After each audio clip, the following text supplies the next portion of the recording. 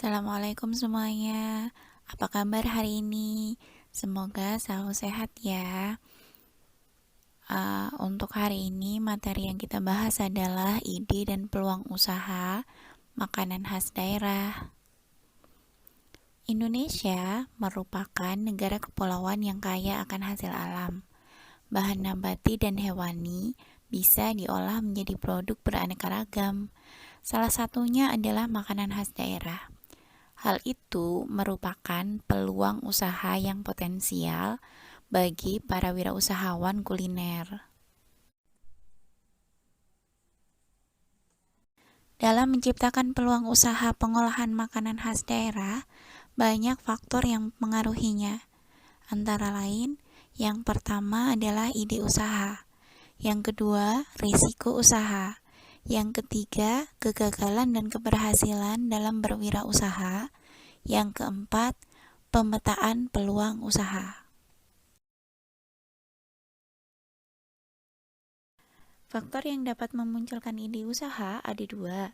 Yang pertama adalah faktor internal. Faktor internal adalah faktor yang berasal dari diri orang itu sendiri. Antara lain, yang pertama adalah pengetahuan yang dimiliki. Yang kedua, pengalaman yang pernah dilalui. Yang ketiga, kemampuan untuk melihat dan menjadikan pengalaman orang lain sebagai pelajaran. Yang keempat, intuisi atau pemikiran yang muncul pada kesadaran tanpa pertimbangan yang jelas. Yang selanjutnya adalah faktor eksternal. Antara lain, yang pertama, masalah yang dihadapi dan belum terpecahkan. Yang kedua, kesulitan yang dihadapi sehari-hari.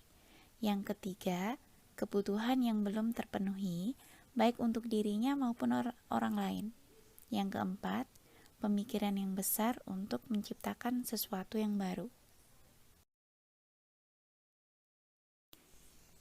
Ide usaha dari masalah yang dihadapi sehari-hari.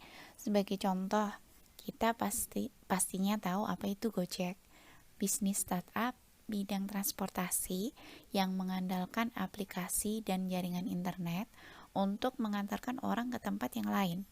Ini memang sangat bermanfaat bagi masyarakat luas. Mungkin kita bertanya, bagaimana mereka bisa memiliki ide usaha yang cemerlang dan brilian, sehingga mereka sangat diminati oleh pelanggan. Berikut adalah cara mendapatkan ide usaha tersebut. Yang pertama, cari masalah. Di sini dibutuhkan kejelian untuk bisa melihat masalah yang ada di tengah-tengah masyarakat yang sekiranya bisa dijadikan ide usaha. Kita bisa melakukan identifikasi, survei, atau riset yang berhubungan dengan masalah banyak orang. Biasanya, masyarakat akan menganggap masalah ketika mereka mengatakan, "Saya benci, susah menemukan, hal ini menyebalkan, saya kesulitan untuk, saya tidak mau," dan lain-lain.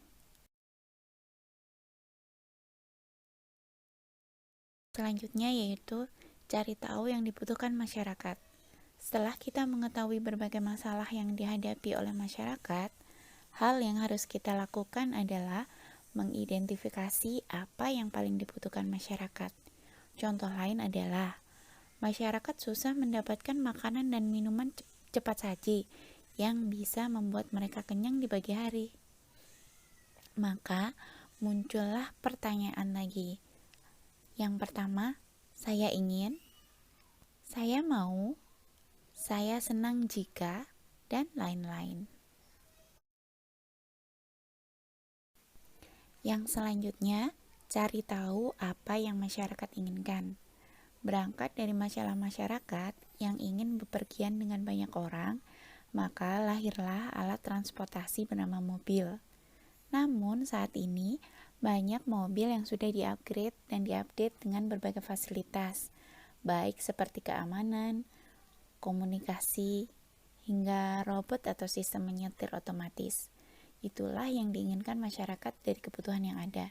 Jadi, dari kebutuhan yang ada, Bisa jadi masyarakat masih menginginkan fasilitas yang lebih.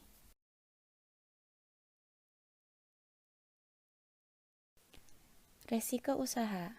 Resiko usaha adalah kegagalan atau ketidakberhasilan dalam menangkap peluang usaha. Resiko usaha dapat ditimbulkan karena 1.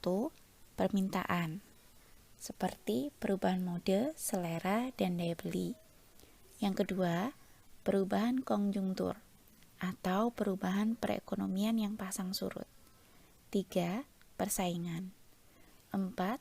Akibat lain seperti bencana alam, perubahan aturan, perubahan teknologi, dan lain-lain. Demikian materi hari ini. Semoga bermanfaat. Terima kasih. Wassalamualaikum warahmatullahi wabarakatuh.